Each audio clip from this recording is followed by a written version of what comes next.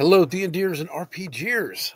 I'd like to bring up something that happened in one of my ongoing games. We're going through Rappanathic, and we're like probably 19 sessions of playing, probably close to 40 hours of play at least, and we've been playing for quite some time. When the boys first started off going down into Rappanathic, they were a little too weak. So what happened was two of my players, Mike and Mick, decided to take on an extra character.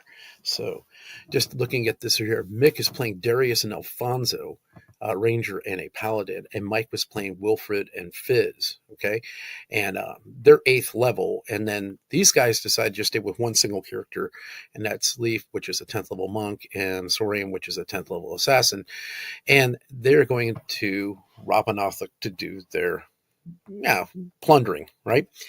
What we found out was, in fact, it was Sorian, right, which is Chuck, found out that the combat battle and moving and everything was a little confusing. It seemed like there was a dominance with Darius and Alfonso or Wilford and Fizz on running the game. And it was actually a pretty good observation. Mike is a prolific player, and therefore he's going to kind of push the narrative quite a bit. He's very great to interact with. And my brother Mick is the same way. So we were looking at the rules, okay? So keep in mind, this is Swords and Wizardry. We're playing this version of it, not the revised one. And decided to go back and look at the combat rules. And what we were doing was combat method 1 here, alternative sequence. So let me explain how this works. First, you find out if anybody's surprised. Okay, so that's out the window. If someone's surprised, then they get the first shot, right? Second thing is both sides roll for initiative, and then what happens is the players would move. Let's say the Rappanathic party goes first. We have a static order based on dexterity to go, and so the same guys go in the same sequence, and they get to move into attack.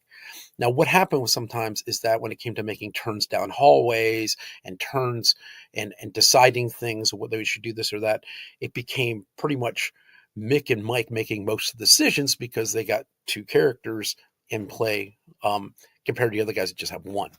The other thing, too, is it just Chuck brought up, he says, can we try the other method because it seems like it's a little more cohesive? So we switched to the other method, which is this method, okay? And this is the one that's actually denoted in the book. They have alternative methods. I would not even try this one for some reason because it seems a lot like the other one. And then you have to basically try to guess what the other dexterities are. And I don't feel like doing that. And this one just seems like an utter mess to me. This number 3. I've never played it. Actually, one time I tried playing this online. I found it very confusing. And it seems like a lot of bookkeeping to get to the fun. So I didn't really like it. I was a player in that game, and it was not for me. So anyways, but let's go back up to this one. This is the one that's the one, and I thought it was great, Matt Finch, when he wrote this, gave alternatives to doing things, right? So first thing you do is you check for surprise, right? And if surprise roll is required to see what's going on, the next step is declaring spells, and that's for both sides. And I like to write it down on a piece of paper if I have, as a game master, if it's somebody that's going to go into battle. So when they declare spells, and that's just what's going to happen. The next one is determine the initiative, and that's the D6. The highest one goes first, right? Ties, I make automatically go to the party. I already have all the advantage, right? So it keeps me from trying to say it simultaneously happening. Saves me a lot of time. So this is where it gets interesting. Movement and missile fire for the winner, then the loser, then melee and comment for the winner, then the loser. Spells are the last things to go off. And we found it greatly changed the game, especially for the spellcasters. Now, I'm going to put a little thing, a crib sheet I put up for the guys. When we play, it looks like this. I already have an arrow drawn on here, and I'll explain that in a second. So this is a very chiseled down what it is. Winner, move and missile. Loser, move and missile. Winner, melee spells. Loser, melee spells. So what's cool about this, I show it in one of my other videos, that if you are a loser in the initiative, but you have arrows, you can target the spellcaster and stop his spells. And Mike found this happens quite a bit because orcs are smart. Shoot the guy in the robe, right? So that's kind of how that works out. Or I guess in this case, it was gnolls that were taking him out. Another thing we do is we have our static order. This is just strictly based on dexterity. Okay, so Fizz has the highest dexterity, Sorian, Leaf, Alfonso, Darius, and Wilfred. But when it comes to decision making, like what path they take or what decision, because we're playing online, it makes it kind of difficult to have the conversation across tables sometimes. We have come to a solution, or I have all the characters' names on clothespins and it's on a stick, sticking some kind of weird skull looking thing.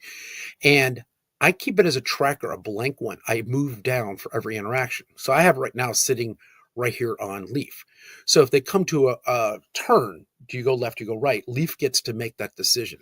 Then the next time you come to something, it will be Alfonso's turn to make a decision. Now, when the battle starts, and let's say it's Alfonso's turn, he will be first in the order, and then you turn around and go back up. So it's not always the same guy going first. I found this to work fairly easy if you have, let's say, clothespins on a stick and you find out who's going when. So when you guys win initiative, okay, it's Alfonso's turn to go first this time because Leaf went first last time, and so on. So nobody feels like they're always going at the very end.